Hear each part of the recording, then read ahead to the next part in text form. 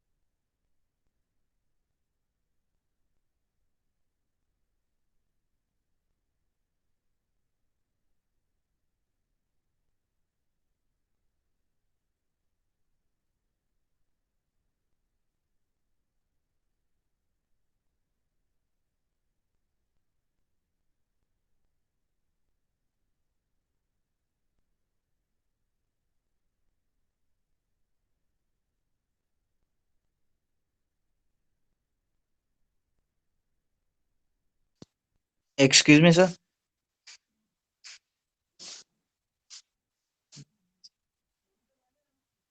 Start करो कुछ। कहाँ चले गए सर? चप्पलें बड़ी फैंसी निकाल दी, अमेरिका से ला हुआ।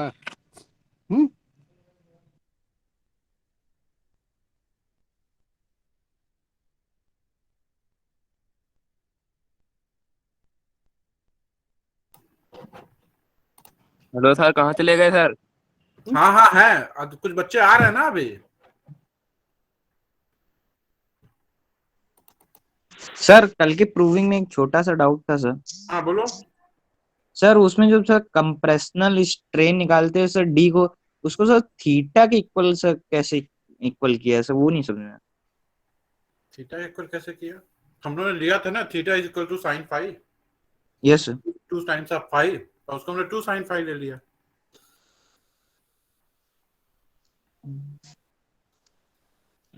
नहीं, तुम्हारा क्वेश्चन क्या है? सर जो लास्ट वाले पेज की सर प्रूविंग थी उसमें सर जो सर इक्वल करके सर निकाला है, वो नहीं समझ आया sir. Sir compressional strain sir D निकाला है sir, compression upon initial length sir, तो सर हाँ इसको ठीक है। थीटा बाई 2 कैसे कर दिया सर? थीटा बाई 2 हमने इसलिए कर दिया कि ये देखो, यहाँ पे जो वैल्यू आई कंप्रेशनल स्ट्रेन की, वो आई √2y/L, ठीक है। Yes sir. और अगर थीटा की वैल्यू हम चेक करें तो थीटा की वैल्यू है 2 टाइम्स ऑफ √2y/L, ठीक है। तो इसका मतलब जो ये वैल्यू है, this value is actually half of the theta, ठीक है। हमने वही, क्योंकि ये है ना, मतलब theta is 2 times of √2y/L, तो हमने बस वही वैल्यू सब्स्टिट्यूट कर दी थीटा की, ठीक है। y/L को हमने थीटा के टर्म में लिख दिया, यस दैट्स इट, सर। ठीक है। तो एक बार मैं चेक कर लूं कि कोई रह तो नहीं गया, उसके बाद हम शुरू करते हैं, ठीक है। So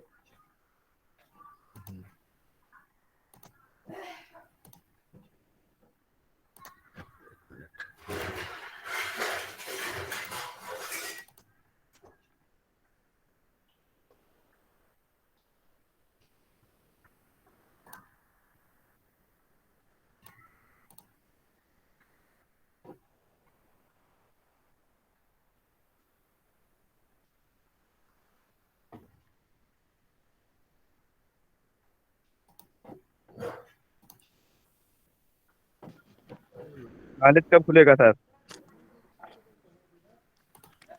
hello sir. हाँ, स्लाइड्स अभी आ रही है। तो जी कॉलेज कब खुलेगा? कॉलेज तो यार हमें लगता है कि 1 वीक अभी और टाइम है, 6 तक के लिए अरे नोटिस आई है। अच्छा, 15 तक आई थी सर। 3 तक के लिए, 15? 15 तक के लिए, हाँ तो फिर 15 के बाद ही ओपन होगा। सर आज बहुत कम बच्चों ने ज्वाइन किया है, क्या हो गया है सर? हमको यार ये लगता है सुबह का टाइम सब बच्चे सो रहे हैं आज। सैटरडे है इसलिए। सैटरडे, इसलिए एक सेकंड जरा रुको यार, ये तो शेयर ही नहीं हो रहा है, इतना टाइम ले रहा है, मुझे फिर से अरे क्लोज करके ऑन लिंक ज्वाइन करना पड़ेगा, ठीक है। ये हैंग रात कर में गया। बच्चे मोबाइल देखते हैं, सुबह तक सोते हैं। अरे मैं कह रहा हूँ कि ये हैंग कर गया है, तो मैं अभी फिर से रिकनेक्ट करता हूँ, ठीक है? यस सर, कर लो सर, सर कोई प्रॉब्लम नहीं sir. Yes sir, okay. Okay sir.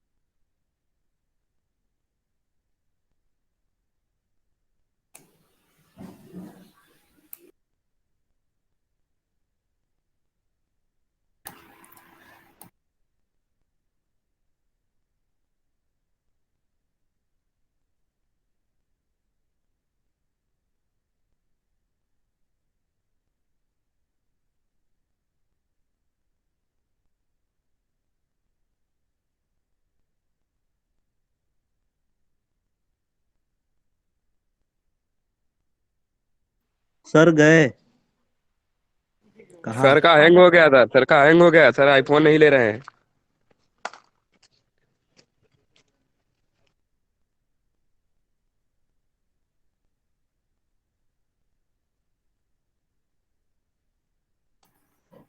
Class में लैपटॉप पे लेता हूँ, फोन पे नहीं।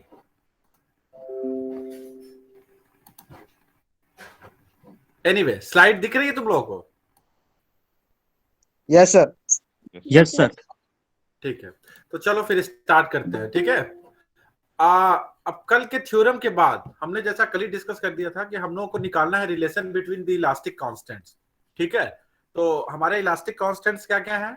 Young modulus, bulk modulus, modulus of rigidity, Poisson ratio, ठीक है? ये 4 इलास्टिक कांस्टेंट्स है जिनके बीच में हमको रिलेशन निकालना है। तो बेसिकली हम 3 इलास्टिक तीन के बीच में 3 रिलेशन निकालेंगे और उसका चौथा अपना डिराइव कर लेंगे उसी से। उसके बाद हम लोग 2 थ्योरम को डिस्कस किया, जो 2 थ्योरम है उसको हम लोग यूज करेंगे। तो अब हम आते हैं पहले रिलेशन पे, ठीक है? तो अगर तुम लोग को ये डायग्राम दिख रहा है, फिगर नंबर 9 जिसमें लिखा हुआ है, तो ये एक क्यूब है, ठीक है? क्यूब में हम लोग एक ऑल डायरेक्शन में हम लोग, नो नॉट इन ऑल, हाँ हम लोग ऑल डायरेक्शन में, ठीक है, एक फोर्स लगा रहे हैं। मतलब एक्स के लॉन्ग भी लगा रहे हैं, वाई के लॉन्ग भी लगा रहे हैं, जेड के लॉन्ग भी लगा रहे हैं। तीनों डायरेक्शन में एक हम लोग नॉर्मल फोर्स लगा रहे हैं। तो force per unit area of the face is nothing but your stress and which is represented by pressure, ठीक है? Is it clear? ये फिगर समझ में आ गया? Yes sir. ठीक है। Yes. अब एक चीज, अब हम यहाँ पे एक चीज का जिक्र करेंगे कि अगर हम एक्स डायरेक्शन में फोर्स लगा रहे हैं, तो एक्स डायरेक्शन में फोर्स की वजह से हमारा एक्स डायरेक्शन में इलांगेशन होगा कि नहीं होगा? Yes sir. और अदर 2 डायरेक्शन में, वाई और जेड डायरेक्शन में क्या होगा? तो अभी उसमें भी सिर्फ elongation कंप्रेशन होगा Shearing एक्स वाले फोर्स की वजह से। सिमिलरली जो वाई डायरेक्शन में फोर्स है उसकी वजह से वाई डायरेक्शन में इलांगेशन होगा और एक्स और जेड डायरेक्शन में कंप्रेशन होगा। उसी तरह से जेड वाले का भी होगा। तो is it clear? Yes. No sir. अभी नो सर जी, कुछ नहीं क्लियर हो रहा था जी। अच्छा, ये बताओ कि आवाज तो सुनाई दे रही है ना? Yes sir. यस सर, आवाज बिल्कुल सही सर। अब ये फिगर को ध्यान से देखो। अगर हम एक्स डायरेक्शन में फोर्स लगा रहे हैं, ठीक है, तो एक्स डायरेक्शन में लेंथ बढ़ेगी कि नहीं बढ़ेगी? जी सर। बढ़ेगी। और एक्स डायरेक्शन में लेंथ बढ़ेगी तो जो 2 परपेंडिकुलर डायरेक्शन है वाई और जेड डायरेक्शन में, उसमें थोड़ा थोड़ा कंप्रेशन होगा, जो हमने पॉइसन रेशियो का बताया था एग्जांपल, कि जब हम एक डायरेक्शन में इलांगेट Yes, करते हैं तो बाकी डायरेक्शन में कंप्रेस होता है। तो वाई और जेड डायरेक्शन में कंप्रेस होगा ना? Yes sir. Yes sir. ठीक है, तो अब सपोज कि हम एक्स डायरेक्शन में पी स्ट्रेस लगा रहे हैं, ठीक है, ठीक है, और उससे सपोज एक स्ट्रेन क्रिएट हो रहा है, ठीक है, एक्स डायरेक्शन में, मतलब इलांगेशन क्रिएट हो रहा है, ठीक है। तो वो इलांगेशन क्या होगा? अगर इलांगेशन हम मेजर करना चाहें, सपोज वो डेल्टा एल है अगर इलांगेशन, तो डेल्टा एल बाई एल हमारा स्ट्रेन हो जाएगा एक्स डायरेक्शन में, ठीक है, और हमारा स्ट्रेस क्या है, एक्स डायरेक्शन में P है, ठीक है। तो P is equal to Y into delta L by L.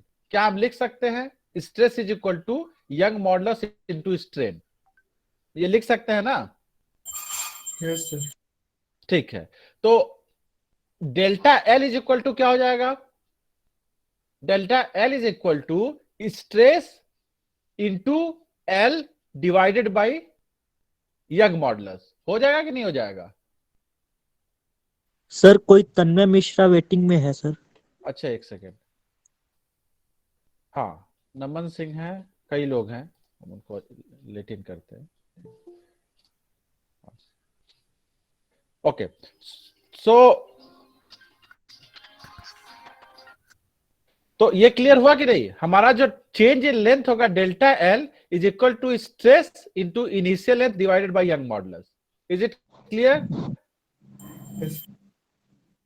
अगर तुम लोगों के पास पेपर पेंसिल है तो लिख के देखो ना, stress Yes, is sir.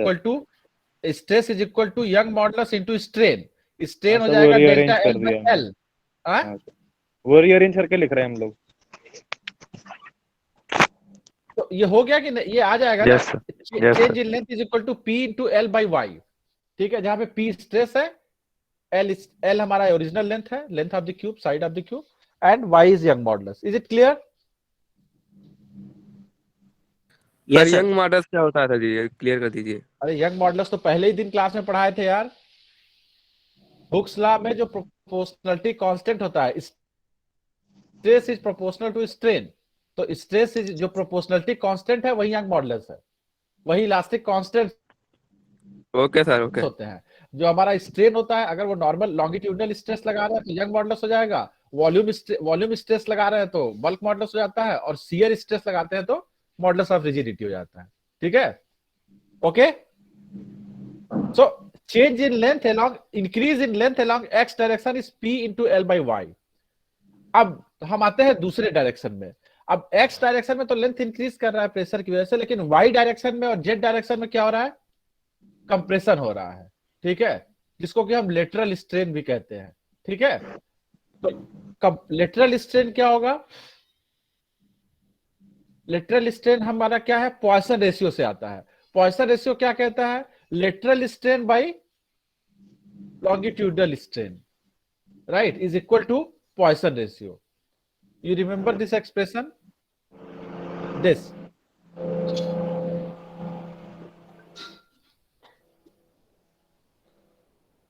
you see this equation, Poisson ratio is जो परपेंडिकुलर डायरेक्शन में, फोर्स के परपेंडिकुलर डायरेक्शन में जो चेंज इन डायमेंशन है divided by the original dimension divided by जो फोर्स के डायरेक्शन में चेंज इन लेंथ है divided by the original length.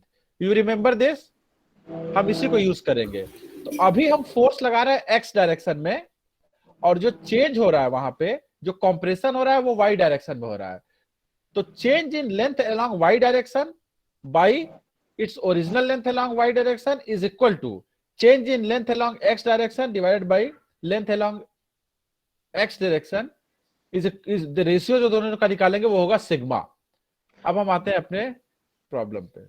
ये तो change in length along y direction, right, divided by its original length along x direction is equal to what, is equal to, अब इसको अगर हम देखें तो क्या होगा, Poisson ratio multiplied by the longitudinal strain.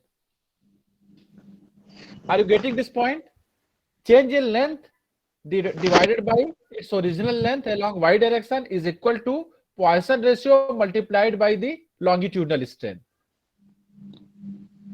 ये क्लियर हो रहा है कि नहीं? यस सर, हो रहा है ना। तो अब change in length along y direction या compression in length along y direction is equal to क्या हो जाएगा, Poisson ratio multiplied by the change in length along x direction, change in length along x direction, sorry, strain, longitudinal strain into original length. ठीक है, और हम जो change in length है, ठीक है, उसको या स्ट्रेन जो है बेसिकली हम स्ट्रेन को क्या लिख सकते हैं, एक्स डायरेक्शन में जो स्ट्रेन है उसको हम लिख सकते हैं स्ट्रेस बाय यंग मॉडुलस।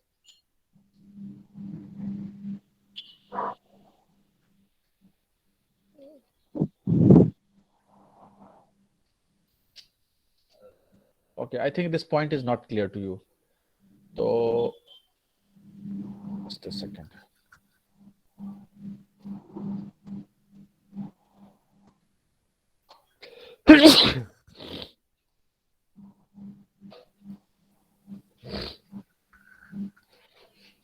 नहीं, हम कैसे करते हैं यार, इसको हम कैसे तुम लोग को लिखें इस पे। ओके, ये तुम लोगों को कंप्रेशन अलोंग वाई एक्सिस का एक्सप्रेशन समझ में आया कि नहीं? तभी मैं आगे बढ़ूं, नहीं तो फिर कोई मतलब नहीं है। सर ऊपर से मार्कर ले ली, मार्कर से तो हाईलाइट होगा ना, लिख तो नहीं पाएंगे सर उसी से लिख दी। नहीं, वो मार्कर का ऑप्शन इसमें कहाँ पे, हमको तो दिख ही नहीं रहा। सर वो अभी जहाँ आप गए थे उसके बगल में वो एक तो पेन का भी नीचे जलता है पेन का वो। भी ऑप्शन है। हाँ यही। Yes sir. ओके, तो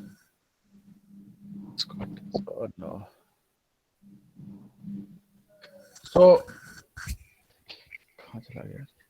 अच्छा ये अभी हम अगर हम देखो, हम इस तरह से लिखना चाह रहे हैं, नहीं इससे तो लिख नहीं रहा है सर इससे टाइप है वो। अच्छा इसमें टाइप करना पड़ेगा। अच्छा तो हम ये कहना चाह रहे हैं ना कि change in length along Y, ठीक है, change in length along Y जो होगा बेसिकली वो कंप्रेशन होगा ना, एक्स डायरेक्शन में फोर्स लगाना तो वाई डायरेक्शन में कंप्रेशन होगा, ठीक है। तो तुम लोग भूल जाओ ये जो स्क्रीन पे दिख रहा है, तो delta Y by original length along Y direction, ठीक है, ये हमारा हो गया लेटरल स्ट्रेन। तो डेल्टा बेसिकली कंप्रेशन जो है delta Y by L divided by elongation जो स्ट्रेन अलोंग एक्स एक्सिस, तो delta L by X, delta X by L, ठीक है, is equal to sigma. Sigma हमारा पॉइसन रेशियो है। ये एक्सप्रेशन तुमको तभी समझ में आएगा जब तुम पॉइसन रेशियो का कंसेप्ट तुमको पता होगा, ठीक है। अब delta Y by L is equal to sigma into delta X by L, ठीक है। डेल्टा एक्स बाई एल क्या है? डेल्टा एक्स बाई एल है हमारा स्ट्रेन, ठीक है, लॉन्गिट्यूडनल स्ट्रेन। और लॉन्गिट्यूडनल स्ट्रेन को हम डायरेक्ट लिख सकते हैं हमारा Young stress by Young modulus, ठीक है। तो हमारा क्या हो गया, delta Y by L is equal to sigma into P जो स्ट्रेस है डिवाइडेड बाय यंग मॉडुलस। अब डेल्टा वाई अगर हम कैलकुलेट करना चाहें तो क्या हो जाएगा, डेल्टा वाई कैलकुलेट करने के लिए एल को उधर से मल्टीप्लाई कर दें, तो delta Y is equal to sigma into P by Y into L, ठीक है। This is your compression along Y axis, ठीक है। तो बेसिकली एक्स एक्सिस में हमारा लेंथ इंक्रीज कर रहा है P by Y into times L, और वाई डायरेक्शन में कंप्रेस हो रहा है P by Y sigma into P by Y times L, ठीक है। This is compression along Y axis. अब इतना ही, क्योंकि क्यूब है, क्यूब में हम एक्स डायरेक्शन में फोर्स लगा रहे हैं, तो वाई डायरेक्शन भी कंप्रेस होगा, जेड डायरेक्शन में कंप्रेशन होगा। तो जेड डायरेक्शन का जो कंप्रेशन है वो भी इतना ही हो जाएगा, ठीक है। जितना वाई के लॉन्ग कंप्रेशन होगा उतना ही जेड के लॉन्ग भी होगा, क्योंकि दोनों सिमिलर हैं। तो मतलब हम इसी तरह से उसको भी कैलकुलेट कर सकते हैं, which is sigma times P by Y into L. अब ये तो हो गया जब हमने एक्स डायरेक्शन में फोर्स लगाया, ठीक है। अगर हम इसी तरह से वाई डायरेक्शन में फोर्स लगाएं तो वाई डायरेक्शन इलांगेट होगा, एक्स और जेड डायरेक्शन कंप्रेस होंगे। तो वाई डायरेक्शन में भी इलांगेशन कितना होगा, वाई डायरेक्शन में फोर्स लगाने से वो इतना ही होगा P times Y into L, क्योंकि इसमें एक्सिस हम स्ट्रेस उस डायरेक्शन में उतना ही लगा रहे हैं जितना वाई एक्स डायरेक्शन में लगा रहे थे, तो उतना ही एक्सटेंशन होगा वाई डायरेक्शन में। So extension parallel to Y axis is this much, और उसकी वजह से एक्स और जेड कंप्रेस करेंगे, तो compression along X axis and Z axis is this much, ठीक है। इसी तरह से हम अगर जेड डायरेक्शन में लगाते हैं, मतलब सेम अमाउंट का स्ट्रेस अगर हम जेड डायरेक्शन में लगाते हैं तो जेड डायरेक्शन इलांगेट करेगा और एक्स और वाई डायरेक्शन इतने ही अमाउंट से कंप्रेस करेंगे। तो अब अगर हम ये प्रॉब्लम को इस तरह से देखें कि हम तीनों डायरेक्शन में फोर्स लगा रहे हैं, ठीक है, तो एक्स डायरेक्शन में जब फोर्स लगा रहे हैं तो एक्स इंक्रीज कर रहा है, वाई जेड डिक्रीज कर रहे हैं। वाई डायरेक्शन में फोर्स लगा रहे हैं तो वाई डायरेक्शन इंक्रीज कर रहा है, एक्स और जेड डिक्रीज कर रहे हैं। जेड डायरेक्शन में फोर्स लगा रहे हैं तो जेड इंक्रीज कर रहा है, एक्स और वाई डायरेक्शन हमारे डिक्रीज कर रहा है। तो बेसिकली 2 बार डिक्रीज हो रहा है, दो फोर्स की वजह से डिक्रीज हो रहा है और एक फोर्स की वजह से इंक्रीज हो रहा है। ठीक है, तो अगर हम नेट इंक्रीज निकालें, net change in length along X axis, तो net change in length along X axis क्या होगा? इतना तो इंक्रीज किया एक्स डायरेक्शन में, लेकिन वाई और जेड की दोनों की वजह से वो डिक्रीज किया this much, sigma P by Y into L times. तो अगर हम नेट एक्स एक्सिस के लॉन्ग अगर हम नेट चेंज निकालें, ठीक है, तो नेट चेंज क्या होगा? नेट चेंज हो गया, ये हमारा इंक्रीज किया एक्स डायरेक्शन में, एक्स डायरेक्शन में जब लगाए हमने तो इंक्रीज किया, ये वाई डायरेक्शन में जब हम फोर्स लगाए तो इतना डिक्रीज किया, और जेड डायरेक्शन में फोर्स लगाए तो इतना डिक्रीज किया। तो जो नेट चेंज हुआ, तो जो डिक्रीज हुआ मतलब कंप्रेशन हुआ, उसको हमने माइनस साइन से लिखा है। तो जो net change in X direction is nothing but P by Y 1 minus 2 sigma into L. ये net change in side of the cube along X axis. इसी तरह हाँ बोलो। मोना सब्जी मंडी जाना है आपको, मोना के पास। किसी का ऑन है वो अपना ऑफ कर ले कैमरा, सॉरी माइक म्यूट कर ले, बैकग्राउंड नॉइज आ रहा है। तो net extension parallel to X axis ये हो गया। सिमिलरली क्लियर तो हो नहीं रहा है, क्या फायदा है? क्या क्लियर नहीं हो रहा है बताओ? अब आज शनिचर है, मेरे ख्याल से 12 बजे के बाद जो है sigma into P by Y into L तक क्लियर हुआ सर, इसके बाद नहीं कुछ समझ में आ रहा। ये क्लियर हुआ sigma P by Y into L तक? यस सर, इतना हुआ। नहीं तो एक बात ये देखो, एक चीज ध्यान से सुनो अब, ठीक है? अगर नहीं क्लियर हुआ तो उसी समय बोलना चाहिए ना। हमारा ये कहना है कि जब तुमने एक्स डायरेक्शन में फोर्स लगाया तो एक्स डायरेक्शन में इतना इंक्रीज हुआ, ठीक है, P by Y times L, और वाई डायरेक्शन में इतना डिक्रीज हुआ, sigma P by Y into L. ये तुमको समझ में आ गया कह रहे हो यहां तक, ठीक है? अब जितना वाई डायरेक्शन में डिक्रीज हुआ है उतना ही अमाउंट जेड डायरेक्शन में भी डिक्रीज होगा ना, अगर एक्स डायरेक्शन में फोर्स लगा रहे हो तो। यस सर, उतना ही डिक्रीज होगा, तो जेड डायरेक्शन में भी इतना ही डिक्रीज होगा। तो ये इतना क्लियर हो गया कि एक्स डायरेक्शन में इंक्रीज हुआ, वाई डायरेक्शन में डिक्रीज हुआ और जेड डायरेक्शन में डिक्रीज हुआ, और इतने अमाउंट से डिक्रीज हुआ। ठीक है? Yes sir. अब अगर हम इतना ही स्ट्रेस वाई डायरेक्शन में अगर लगाते हैं, ठीक है, तो वाई डायरेक्शन में कितना इंक्रीज होगा जितना एक्स डायरेक्शन में, क्योंकि क्यूब है ना, वो तो सिमेट्रिकल है बिल्कुल तीनों एक्सिस के अबाउट। तो अगर हम इतना स्ट्रेस वाई डायरेक्शन में भी लगाते हैं तो वाई डायरेक्शन में इतना ही इंक्रीज होगा P by Y to L, और एक्स एक्सिस और जेड एक्सिस में इतना डिक्रीज होगा। ठीक है, इतना डिक्रीज होगा एक्स एक्सिस में, और वाई डायरेक्शन में इतना इंक्रीज होगा। ये क्लियर हुआ कि नहीं? क्योंकि जब हम वाई डायरेक्शन में फोर्स लगाएंगे तो एक्स और जेड डिक्रीज करेंगे ना।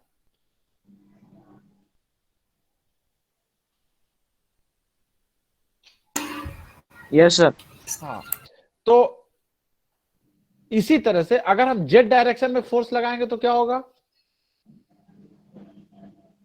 जेड में इंक्रीज करेगा, जेड में इंक्रीज करेगा और एक्स और वाई डिक्रीज होगा। ठीक है, तो जो डिक्रीज हो रहा है वो इस अमाउंट से हो रहा है, sigma P by Y into L, और जो इंक्रीज हो रहा है वो P by Y into L times हो रहा है। ठीक है, ये फिगर क्लियर है? तो अब हम आगे बढ़ते हैं। ठीक है, हाँ, टूल्स व्यू, अच्छा एक सेकंड, हाँ कमेंट्स में, लेकिन वो टाइप होगा ना, वो डायग्राम तो हम बना नहीं पाएंगे। हाँ हाँ बोलो। हाँ, तो हमारा ये कहना है ना कि जैसे कि ये तो यार वही डायग्राम बनने लगेगा ना, मतलब उसमें जब तक हम अच्छा, लेकिन अभी बनाए क्या ये बताओ? तो अभी तुम लोग को ये चीज समझ में आया कि नहीं? एक्स की जब इंक्रीज होगा तो वो इस अमाउंट से होगा, ठीक है, ये इंक्रीज होगा और डिक्रीज वाला अमाउंट ये है किसी भी एक्सिस के अलावा, ठीक है। अब हमारा ये कहना है, अब ध्यान से सुनो, कि अगर हम एक्स वाई और जेड तीनों डायरेक्शन में अगर स्ट्रेस लगा रहे हैं, ठीक है, तीनों डायरेक्शन में अगर लगा रहे हैं, तो अब हम सिर्फ अगर एक्स डायरेक्शन के लेंथ को देखें कि क्यूब के एक्स डायरेक्शन में कितना चेंज हुआ, तो एक्स डायरेक्शन में जब फोर्स लगाए थे तो उसकी वजह से एक्स एक्सिस डिक्रीज किया, ठीक है। लेकिन वाई और जेड डायरेक्शन में जो फोर्स लगा उसकी वजह से एक्स एक्सिस डिक्रीज भी तो करेगा, मतलब एक नेट एक इंक्रीज हुआ एक स्ट्रेस की वजह से जो एक्स डायरेक्शन में लगा, और वाई और जेड डायरेक्शन में जो स्ट्रेस लगाए थे उसकी वजह से एक्स में डिक्रीमेंट भी हुआ। Is it clear? Yes sir. ठीक है, तो एक्स डायरेक्शन में इंक्रीज कितना हुआ? सर P एक बार times L। दोबारा रिपीट कर दीजिए वही वाला जो अभी आपने बोला। देखो, जब हम एक्स डायरेक्शन में हम ये मान रहे हैं कि क्यूब में हम तीनों डायरेक्शन में फोर्स लगा रहे हैं, ठीक है। तो एक्स डायरेक्शन का जो फोर्स होगा वो एक्स एक्सिस को इंक्रीज करेगा, बाहर की तरफ ना, मतलब बाहर की increase तरफ, करने हाँ के लिए। बाहर की ठीक है। तरफ इंक्रीज करेगा, ठीक है। ठीक। और जो इंक्रीज होगा वो P by Y into L times होगा मैग्नीट्यूड, ठीक है। ठीक है। लेकिन जब वाई डायरेक्शन में जो फोर्स लगा रहे हैं, तो वाई डायरेक्शन में जो फोर्स लगाएंगे तो उसकी वजह से एक्स डायरेक्शन में क्या चेंज होगा ये बताओ? डिक्रीज होगा। डिक्रीज होगा, और वो डिक्रीज होगा sigma into P by Y times L, अच्छा, ठीक है। उसी तरह से जो जेड डायरेक्शन में फोर्स लग रहा है उसकी वजह से एक्स डायरेक्शन पे क्या फर्क पड़ेगा? डिक्रीज होगा। डिक्रीज होगा, तो वो भी डिक्रीज होगा sigma P by Y times L. तो बेसिकली एक अमाउंट हमारा है जो इंक्रीज कर रहा है, ठीक है, ये इंक्रीज कर रहा है और 2 बार ये डिक्रीज कर रहा है, 2 फोर्स की वजह से। तो जो नेट चेंज इन एक्स होगा, मतलब एक्स में जो नेट चेंज होगा वो कितना होगा? ये इंक्रीज किया और ये डिक्रीज किया 2 बार, तो इंक्रीज वाला अमाउंट माइनस 2 बार हमने डिक्रीज वाला अमाउंट कर दिया, ठीक है। तो जो नेट चेंज इन एक्स हुआ वो P by Y 1 minus 2 sigma into L हुआ। ये नेट चेंज इन एक्स हुआ when we apply equal stress along all the 3 axes, okay. ये हुआ हमारा नेट चेंज इन एक्स। इसी तरह से y में भी होगा, क्योंकि y में भी हम y डायरेक्शन में जो फोर्स लगा रहा है उसकी वजह से इंक्रीज कर रहा है, लेकिन x और z में जो फोर्स लगा रहा है उसकी वजह से वो डिक्रीज होगा। तो जो नेट चेंज इन y होगा वो भी हमारा क्या होगा? हम इसी तरह से करेंगे, ये हमारा डिक्रीज हो गया, x डायरेक्शन में जो फोर्स लगाए थे उसकी वजह से, y डायरेक्शन में जो फोर्स लगाए थे उसकी वजह से इंक्रीज हुआ प्लस साइन, फिर z डायरेक्शन में जो फोर्स लगाए थे उसकी वजह से डिक्रीज हुआ। तो net change in y is also P by Y 1 minus 2 sigma into L, ठीक है।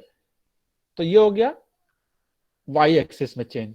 सिमिलरली z एक्सिस में जो चेंज आएगा वो भी आएगा P by Y 1 minus 2 sigma into L. तो ये हो गया net change in side of the cube along x, y and z axis when we apply pressure along all the 3 axes, ठीक है। तो अब क्या हुआ? now अब क्या हुआ? अब हमारा ये तो चेंज इन लेंथ हुआ, लेकिन अगर हम क्यूब के साइड की बात करें तो क्या हुआ? ओरिजिनल लेंथ क्या थी? L थी, L में हमारा इतना इंक्रीज हुआ, ये नेट चेंज हुआ। तो जो आफ्टर द स्ट्रेस हमारा जो एज ऑफ द क्यूब हो गया वो क्या हो गया? L plus this much. Is it clear? Yes sir. हाँ, ठीक है। तो ये हो गया नेट चेंज इन, मतलब नेट हमारा जो नेट एज हो गया after this stress. Before this stress वो L था, after this stress L plus जो चेंज इन लेंथ था। तो एक्स वाई जेड तीनों डायरेक्शन में हमारा क्यूब का लेंथ ये हो गया, क्योंकि तीनों डायरेक्शन में जो चेंज है वो बराबर है। सर पूरा वॉल्यूम इंक्रीज हो गया मतलब? तो वॉल्यूम इंक्रीज हो गया। अब चारों तरफ अगर क्यूब में हम फोर्स लगाएंगे तो वॉल्यूम तो इंक्रीज करेगा ही ना, हम उसको चारों तरफ से खींच रहे हैं, राइट? लेकिन सर हाँ, एक्स जैसे मान लीजिए कोई एक्स वाली साइड ले ली तो उसमें एक ही फोर्स की वजह से इंक्रीज हो रहा है, लेकिन 2 फोर्सेस से वापस भी तो खींच रही है, तो ज्यादा कौन डोमिनेट करेगा?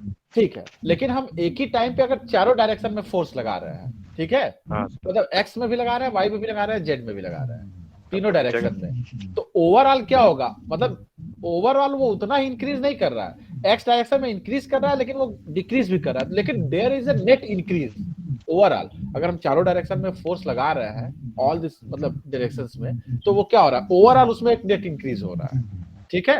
अच्छा ठीक है सर। हाँ सर क्यूब ही रहेगा कि कुछ और बन जाएगा? वो है, अभी तो क्यूब ही आ रहा है ना, क्योंकि जो नेट चेंज है एक्स वाई जेड तीनों डायरेक्शन में एक ही अमाउंट से हो रहा है।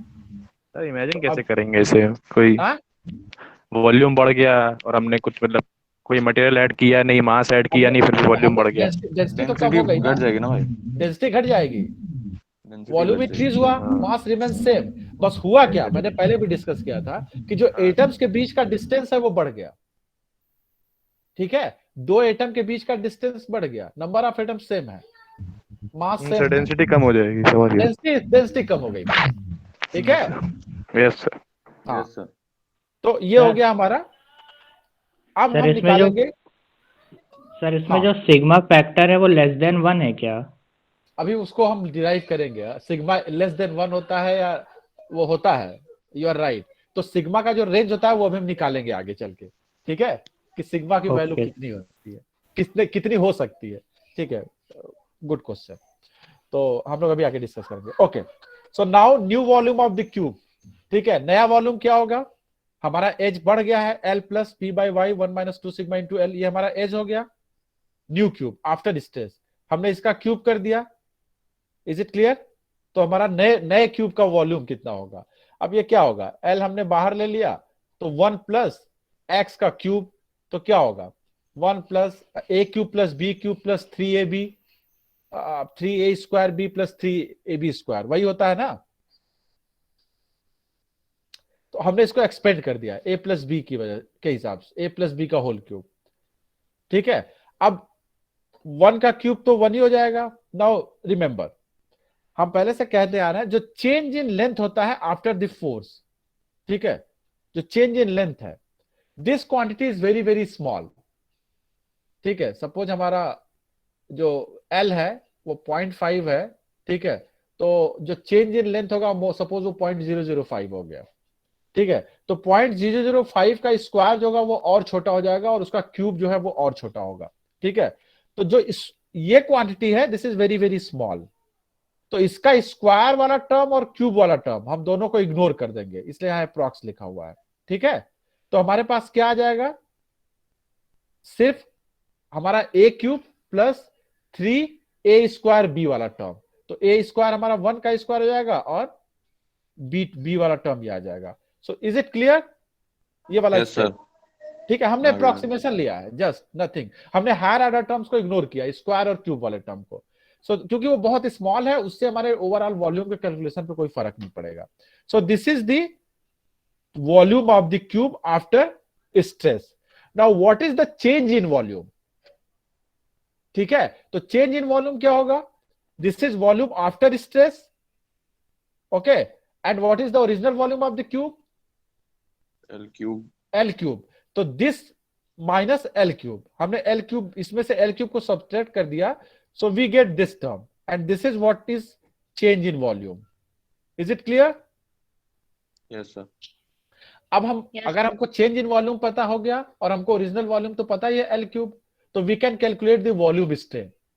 ठीक है, now what is volume strain, volume strain is change in volume divide by initial volume.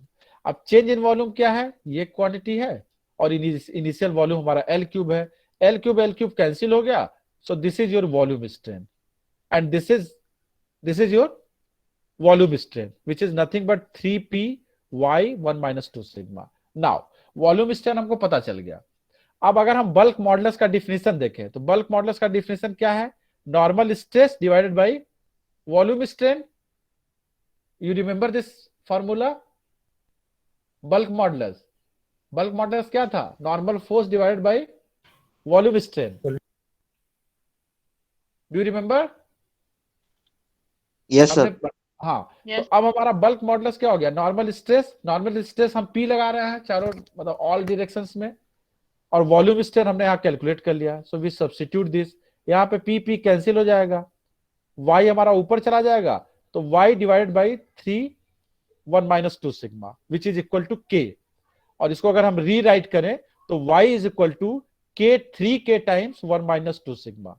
So we have this expression.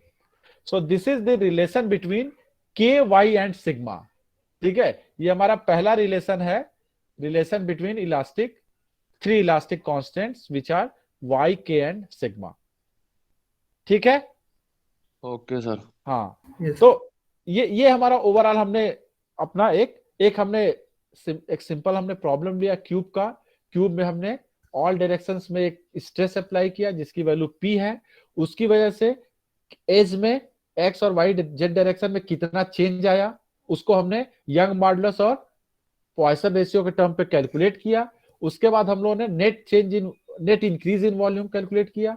उसके बाद हम लोगों ने वॉल्यूम स्ट्रेन कैलकुलेट किया in terms of Y and sigma and stress. और उसके बाद हम लोगों ने वॉल्यूम बल्क मॉडुलस का कैलकुलेट करके और उसके बीच में एक रिलेशन एस्टेब्लिश कर लिया। So we have relation between Young modulus, bulk modulus and Poisson ratio. Is it clear? Yes sir. Good. So अभी अगर जो net increase along X axis and decrease along compression along Y axis Z axis, अगर उसमें थोड़ा सा doubt है जिसको, तो यू अभी जब क्लास खत्म होगी तो पॉइसन रेशियो के टर्म पे, उसके डेफिनेशन के टर्म पे उसको करने का प्रयास करना। If you don't understand I will explain. अब हम आते हैं दूसरे रिलेशन पे, ठीक है? मतलब अभी तो हमने एक रिलेशन एस्टेब्लिश किया, there are other relations also. तो अब हमको क्या करना है, हम लोगों ने वाई के और सिग्मा को कर लिया, ठीक है? अब हमारा इलास्टिक कांस्टेंट जो बचा है वो है मॉडुलस ऑफ रिजिडिटी। हमको उसको सीन में भी ले आना है, ठीक है? तो उसको सीन में लाने के लिए, ठीक है, उसको पिक्चर में लाने के लिए जो हमारा स्ट्रेस का जो हमारा एप्लीकेशन था, स्ट्रेस का जो पैटर्न था, जो हम उसको चेंज कर देंगे। तो अभी अगर इस डायरेक्शन में देखें हम, तो हम लोग क्या कर रहे हैं, हम लोग एक्स डायरेक्शन में बाहर की तरफ फोर्स लगा रहे हैं, वाई डायरेक्शन में अंदर की तरफ स्ट्रेस लगा रहे हैं, और जेड डायरेक्शन में हम कोई स्ट्रेस नहीं लगा रहे हैं। Is it clear? Yes sir. हाँ, हम लोग ने एक नया प्रॉब्लम चूज किया। The cube is same but in this problem we are applying force along the x axis in outward direction, और y डायरेक्शन में हम उसको कंप्रेस कर रहे हैं, और z डायरेक्शन में हमने उसको फ्री छोड़ा हुआ है, कोई फोर्स नहीं लगा रहे हैं, ठीक है? Is it okay?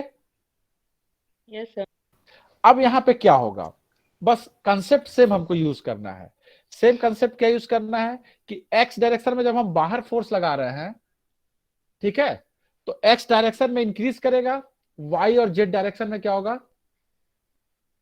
डिक्रीज होगा, ठीक है? अब हम अगर y डायरेक्शन को कंप्रेस कर रहे हैं तो क्या होगा, y डायरेक्शन भी डिक्रीज करेगा ना? Yes sir. x और z डायरेक्शन क्या करेंगे, इंक्रीज करेंगे। तो अब दो ही डायरेक्शन में हम लगा रहे हैं इस बार स्ट्रेस। सो हमारा क्या हुआ, एक्स डायरेक्शन में एक बार इंक्रीज करेगा, जो एक्स डायरेक्शन में फोर्स लगा रहे हैं उसकी वजह से, और जो वाई डायरेक्शन में कंप्रेस कर रहे हैं उसकी वजह से भी इंक्रीज करेगा, ठीक है? तो हम पहले एक्स डायरेक्शन में कितना इंक्रीज करेगा। अब एक्स डायरेक्शन में जो प्रेशर लगा रहे हैं, जो फोर्स हम लगा रहे हैं स्ट्रेस, उसकी वजह से जो इंक्रीमेंट होगा वो P by Y times L होगा। ये वही इक्वेशन है जो हम लोग पिछले बार यूज किए थे। If you remember the expression is same, ठीक है? Yes sir. हाँ, मतलब वो वही आएगा। उसको निकालना कैसे है, हमने बताया, stress is equal to Young modulus into strain. Stress is equal to Young modulus into strain, ठीक है? उसी से निकल जाएगा। तो स्ट्रेस हो जाएगा P, यंग मॉडुलस है Y, ठीक है? तो या हम ये कर सकते हैं कि stress by Young modulus is equal to strain. तो स्ट्रेस हमारा P है, यंग मॉडुलस Y है, तो P by Y is equal to strain. Strain क्या है, delta X by L.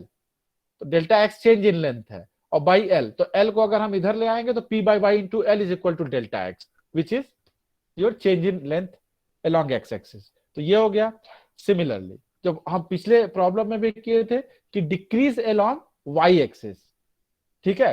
Decrease along Y axis के लिए हमको सिग्मा लाना पड़ेगा, पॉइसन रेशियो, परपेंडिकुलर डायरेक्शन में कितना चेंज हो रहा है। तो वो हो जाएगा हमारा, ये decrease along Y axis, it is decreasing, and similarly decrease along Z axis. Is it clear student? पुराने ही प्रॉब्लम से हमने लिया है, ठीक है? ये जो स्टेप है इसको आप लोग जरूर एक बार पेंसिल से कर लीजिएगा। These are very simple steps. अगर बोर्ड में क्लास में होते हम लोग तो हमको इतनी बार इसको बताना भी नहीं पड़ता आप लोगों को, जस्ट एक बार में हो जाता, ठीक है? तो अब ये हमारा डिक्रीज हो गया। अब सिमिलरली हम वाई डायरेक्शन में क्या कर रहे हैं, कंप्रेस कर रहे हैं। तो वाई डायरेक्शन में कंप्रेस कर रहा है, तो वाई डायरेक्शन में जो चेंज इन लेंथ होगा, remember this is also decreasing, compression in length लिखा है, which is again P by Y times L, so this is also decreasing. Okay, अब y डायरेक्शन में डिक्रीज कर रहे हैं, चूंकि कंप्रेस कर रहे हैं, तो x और z डायरेक्शन इंक्रीज कर रहे हैं, ठीक है, और जो इंक्रीज होगा वो सिग्मा के टर्म में आएगा, क्योंकि परपेंडिकुलर डायरेक्शन में हम लिख रहे हैं, तो परपेंडिकुलर डायरेक्शन हम पॉइसन रेशियो के टर्म पे ही लिख सकते हैं।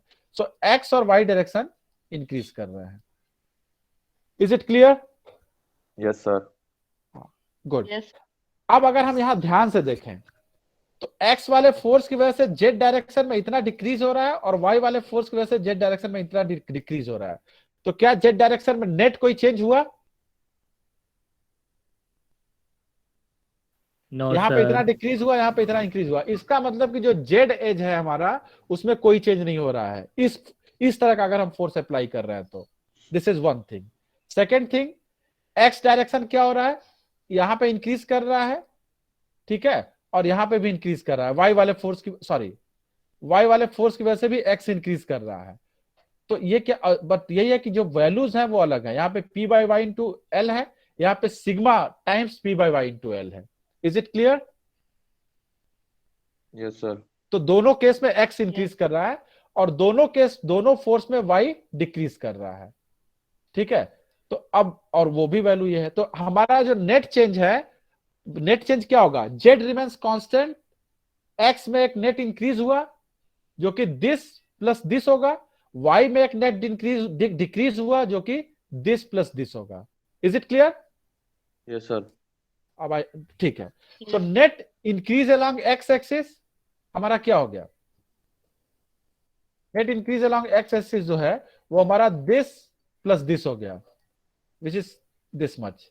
ये net increase in along X axis हो गया और net compression parallel to Y axis is this much, ठीक है। तो दोनों अमाउंट बराबर ही है क्योंकि हम उसी तरह से कंप्रेस कर रहे हैं सेम स्ट्रेस से एक्स के डायरेक्शन में।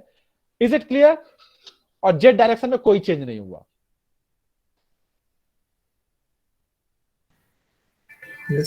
ये ठीक है ना? सर। अब देखो, अब यहां पे आ गया थ्योरम, अब यहां पे हम थ्योरम यूज करेंगे। थ्योरम, अब एक चीज बताओ, यहां पे हम एक्स एक्सिस के अलोंग क्या हो रहा है, इंक्रीज हो रहा है, वाई एक्सिस के अलोंग क्या हो रहा है, कंप्रेशन हो रहा है। एक्स और वाई दोनों परपेंडिकुलर हैं, यस सर। और दोनों का जो कंप्रेशन और इलोंगेशन है दोनों एक्सिस के अलोंग वो इक्वल है। सर इक्वल है लेकिन इक्वल है, अच्छा हाँ, एक्स एक्सिस ठीक है। Yes sir. ठीक है, दोनों इक्वल है। अब दोनों जेड में कोई चेंज है नहीं तो उसकी बात हम करेंगे नहीं। तो एक्स और वाई दो परपेंडिकुलर हैं और एक्स के अलोंग जितना इलोंगेशन हो रहा है वाई के अलोंग उतना ही कंप्रेशन हो रहा है। क्या ये इक्विवेलेंट होगा शियर स्ट्रेन के दोनों का सम?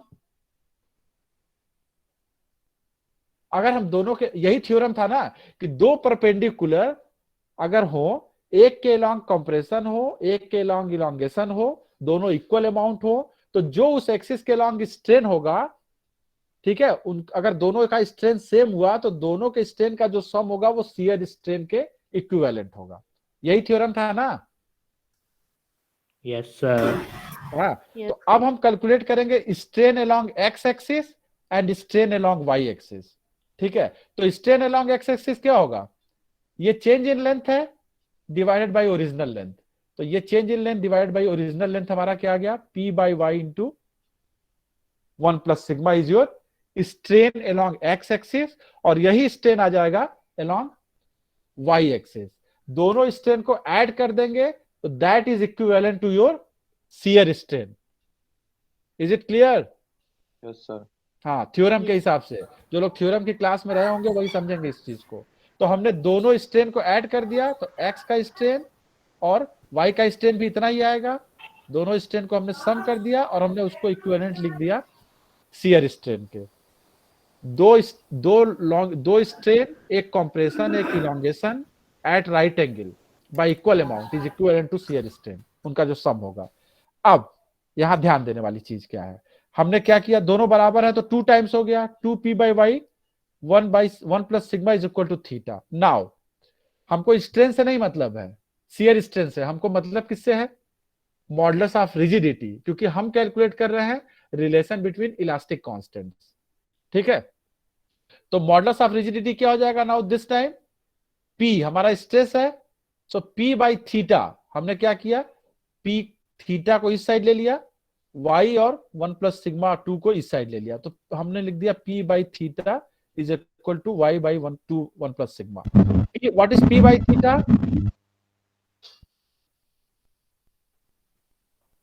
Stress divided by shear strain is what?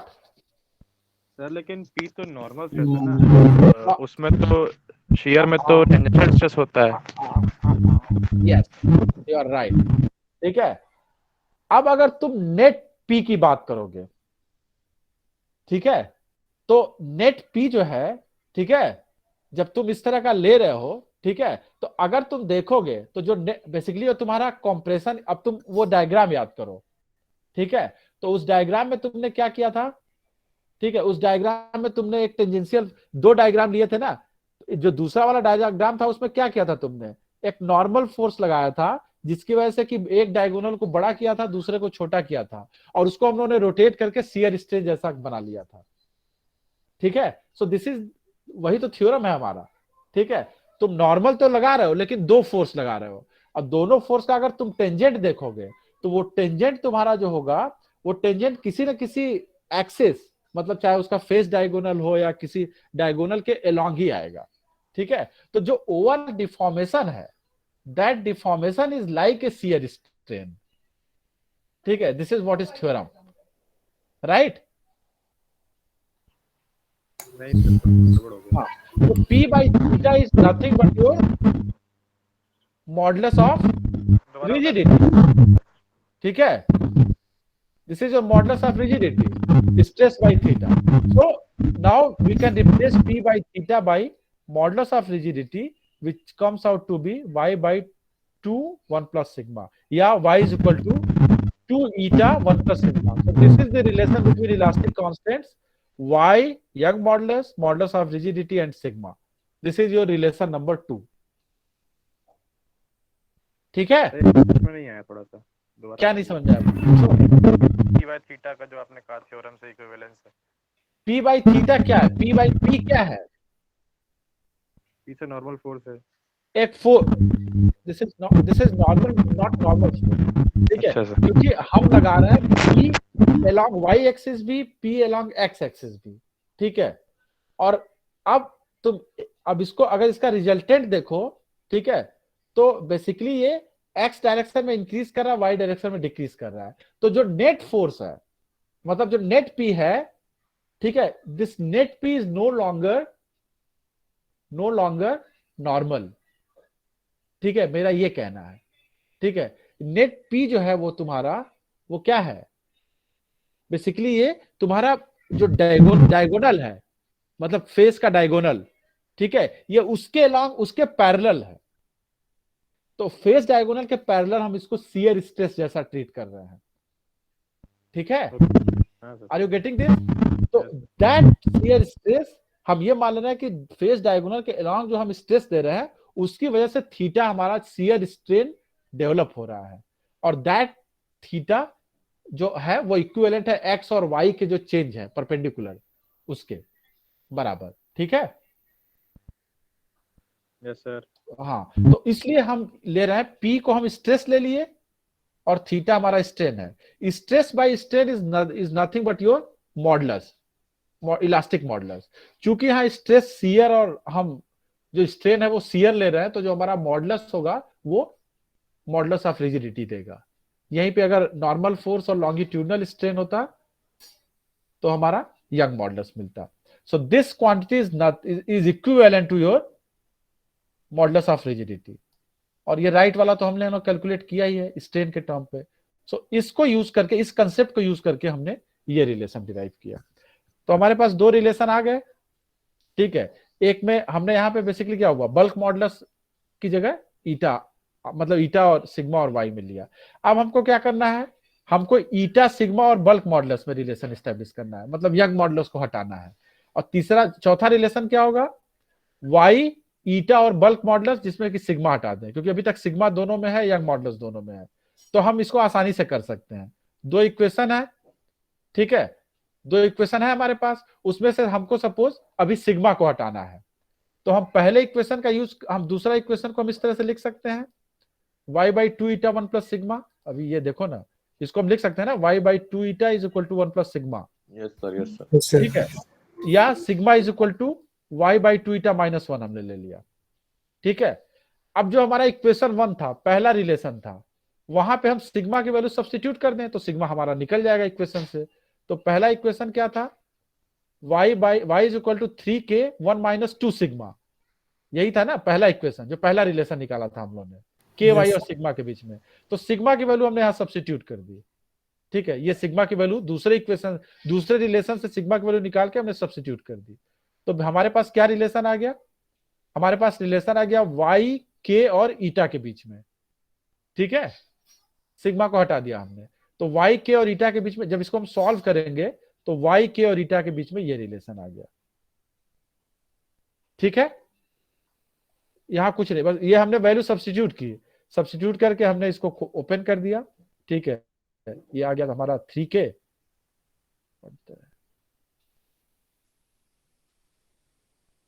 ठीक है लिखा, हाँ, यहाँ पे आ गया हमारा -2, माइनस माइनस प्लस 2 हो जाएगा, 2 + 1 ये 3 हो जाएगा, और 2 2 कैंसिल हो जाएगा, y बाई ईटा आ जाएगा, ठीक है, ये हो जाएगा 9k minus 3k y by eta. हम माइनस वाले को लिए ले गए y साइड में, ये प्लस हो गया 9k, इसको रीराइट कर दिया, ऐसा आ गया। या इसको अगर हम रीराइट करना चाहें तो हम इस तरह से लिख सकते हैं, हम इसको इधर ले आए, ईटा k को ऊपर, उसको k से डिवाइड कर दें और इसको y से डिवाइड कर दें, तो हमारा रिलेशन आ गया ये। Is it clear? Yes sir. ठीक है, Yes. तो ये हमारा हो गया third relation, y k and eta, sigma को हमने हटा दिया। अभी हम चौथा रिलेशन क्या करेंगे, y को हटा के k ईटा और सिग्मा के बीच में लिख सकते हैं, ठीक है, तो that we can also write. तो हमने y की वैल्यू हमको पता है, अगर हम इस इक्वेशन यहीं पे देखें तो y की वैल्यू ये है k ईटा के टर्म में, ठीक है। इसी y की वैल्यू को हम किसी भी इक्वेशन में सब्स्टिट्यूट कर दें, इक्वेशन 1 या 2 में, तो उससे y हटा देंगे हम। तो ये तो बेसिकली, तो y की वैल्यू हम अगर यहां से ले लें, this is very simple actually, ठीक है, ये हमारा y हो गया और ये हमारा, ये तो वही रिलेशन है जो अभी हम लोगों ने लिया था, ठीक है। ये है y is equal to 9 eta k n plus 3k, और पहला इक्वेशन क्या था, y is equal to 3k 1 minus 2 sigma. तो ये भी y की वैल्यू है और ये भी y की वैल्यू है, दोनों को इक्वेट कर दो सिंपली, ठीक है। अब इसको इस तरह से देख लो, y is equal to 3k 1 minus 2 sigma था, and this is nothing but 2, let me show you, ये हमारा पहला रिलेशन है y is equal to equation 1, ठीक है। Yes sir. और ये हमारा दूसरा रिलेशन है, y is equal to 2 eta 1 plus sigma, दोनों y के ही बराबर है तो हम दोनों को इक्वेट कर दें, ज्यादा सिंपल है। तो ये पहले को हमने दूसरे से इक्वेट कर दिया, ठीक है, और यहां से y हट गया, हमारा k सिग्मा और ईटा के बीच में ये रिलेशन आ गया, ठीक है। तो हमारे पास 4 रिलेशन आ गए, चार इलास्टिक कांस्टेंट्स के बीच में हमने 4 रिलेशन इस्टेब्लिश किया, जिसमें से कि 3 आप जो इक्वेशन है, जो भी रिलेशंस है, वो किसी भी 3 इलास्टिक कांस्टेंट्स के बीच में इस्टेब्लिश किए गए हैं। Is it clear? Yes sir. Okay, अब एक पॉइंट है जो हम डिस्कस करना चाहते हैं अभी, जो इंपॉर्टेंट है। किसी ने पूछा था सर सिग्मा की वैल्यू क्या है, ठीक है। तो अब अगर हम ध्यान दें, ठीक है, तो ये भी हम ये जो इक्वेशन है, y को जो हमने इक्वेट किया, तो ये है 3k 1 minus 2 sigma is equal to 2 eta 1 plus sigma, ठीक है, यही है ना y को इक्वेट करने पे। Is it clear? ठीक है। अब देखो, अगर सिग्मा की वैल्यू 1/2 होती है, अगर सिग्मा की, अगर ये दोनों क्वांटिटी पॉजिटिव होने चाहिए, ठीक है, अगर सिग्मा की वैल्यू को हम -1 से अगर और छोटा कर दें, मतलब इसको हम -2 कर दें, तो ये क्या हो जाएगा, राइट साइड वाला टर्म नेगेटिव हो जाएगा, और लेफ्ट हैंड साइड वाला टर्म पॉजिटिव हो जाएगा। तो क्या ये वैलिड होगा? No sir. नहीं। इसका मतलब सिग्मा की वैल्यू -1 से ज्यादा छोटी नहीं होनी चाहिए, मतलब वो 0.9 -0.9 हो सकता है, -0.8 हो सकता है, लेकिन -1.2 नहीं हो सकता, ठीक है। तो अगर हम एक्सिस देखें यहाँ पे 0 अगर है ये, तो सिग्मा की वैल्यू जो है वो -1 के इधर ही होगी। This is one thing. Is it clear? Yes sir. ठीक है। Yes, sir. अब इसी तरह से अगर हम सिग्मा की वैल्यू, ठीक है, सपोज 1/2 से अगर सिग्मा की वैल्यू सपोज अगर हम 1 कर दें, मतलब 1/2 से बड़ी कर दें, 1/2 मतलब सपोज कहीं यहाँ पे आ गया 0.5, ठीक है, दिस इज 1/2। अगर हम 1/2 के बाहर चले जाएं, मतलब 1 कर दें अगर सिग्मा की वैल्यू, तो 1 करते ही राइट साइड वाला, लेफ्ट साइड वाला टर्म क्या होगा? 0 का नेगेटिव 0 हो जाएगा। नेगेटिव हाँ, मतलब 1 हाँ नेगेटिव, ठीक है ठीक। अगर हम 1 ले लें तो क्या हो जाएगा? ये निगेटिव। और राइट साइड वाला क्या होगा? पॉजिटिव होगा, which is also not true. तो सिग्मा की वैल्यू अगर हम हाफ रखते हैं तब जाके ये 0 होगा। हाफ से जैसे ही ऊपर जाएंगे ये टर्म निगेटिव हो जाएगा और ये टर्म पॉजिटिव रहेगा, which is also not true. तो सिग्मा की वैल्यू हाफ से ज्यादा हम नहीं जा सकते। कहां तक जा सकते हैं? हाफ तक जा सकते हैं। मतलब 0 से हाफ के बीच में रहेगा तो ये दोनों टर्म हमारे पॉजिटिव रहेंगे। Is it clear? Yes sir. तो इसका मतलब जो सिग्मा की वैल्यू है वो 1/2 से कम होनी चाहिए और -1 से ज्यादा होनी चाहिए। तो सिग्मा जो है वो इसी रेंज में रहेगा, ठीक है, -1 to 1/2। ये हमारा जो इलास्टिक कांस्टेंट का रिलेशन है उसका, उसकी लिमिटिंग वैल्यू, उसकी जो रिलेशन है वो ये बताते हैं कि सिग्मा की जो थ्योरेटिकल लिमिटिंग वैल्यू है, दिस इज थ्योरेटिकल हम इसलिए कह रहे हैं कि हमने इसको थ्योरेटिकली कैलकुलेट किया बिना किसी एक्सपेरिमेंट के, बट एक्सपेरिमेंटली थोड़ा बहुत वेरिएशन हो सकता है, ठीक है, मतलब मे बी, बट इससे ऊपर नीचे नहीं जाएगा, ठीक है। सो this is the range of your sigma. किसी ने पूछा था ना कि सर उसकी वैल्यू 1 से कम है क्या, ठीक है, तो वो क्लियर हो गया उसको? Yes sir. So this is all about the relation between elastic constant, ठीक है। इसमें एक ही जो की पॉइंट है वो एक ही है पूरे आज के डिस्कशन में, ठीक है, कि जब हम किसी डायरेक्शन में फोर्स लगा रहे हैं तो उस डायरेक्शन में कितना इंक्रीज कर रहा है और बाकी डायरेक्शन में कितना डिक्रीज कर रहा है, बाकी तो कुछ नहीं है, इक्वेशन ही है, ठीक है। तो ये आप लोग थोड़ा सा उसको वर्कआउट कर लीजिएगा खुद से, ठीक है, ताकि आप उसको और बेहतर समझ सके। बाकी तो मुझे नहीं लगता कि आज ऐसा कोई कॉन्सेप्ट था जो कि बहुत ज्यादा मतलब स्ट्रेसफुल था, समझ। हेलो। हाँ हेलो सर, -1 और हाफ इंक्लूड होगा कि नहीं होगा? -1 और हाफ तो हम लोगों ने उसकी लिमिटिंग वैल्यू ली है, ठीक है। -1 अगर हम रखते हैं, ठीक है, तो उस केस में इक्वेशन तो वैलिड नहीं है ना, मतलब 0 जा रहा है एक साइड में और एक साइड में हमारी वैल्यू पॉजिटिव रह रही है, ठीक है। तो -1 से कम रखना, मतलब ये लिमिटिंग इससे कम रहेगा, should not be equal, is less, ठीक है, इक्वल इसीलिए इक्वलिटी का साइन नहीं है, ठीक है। Yes sir. Yes sir. Okay, so I stop here, ठीक है। अब नेक्स्ट क्लास में हम लोग अभी इलास्टिक कांस्टेंट पे ही दो और प्रॉब्लम है, ठीक है, मतलब एक है यंग मॉडुलस कैलकुलेट करना किसी बीम का और दूसरा है किसी सिलिंड्रिकल रॉड का मॉडुलस ऑफ रिजिडिटी कैलकुलेट करना, ठीक है। तो ये दो चीजें हैं जो कि हम लोग अब अगली क्लास में डिस्कस करेंगे। Okay, thank you sir. Thank you thank you sir. Thank you, sir.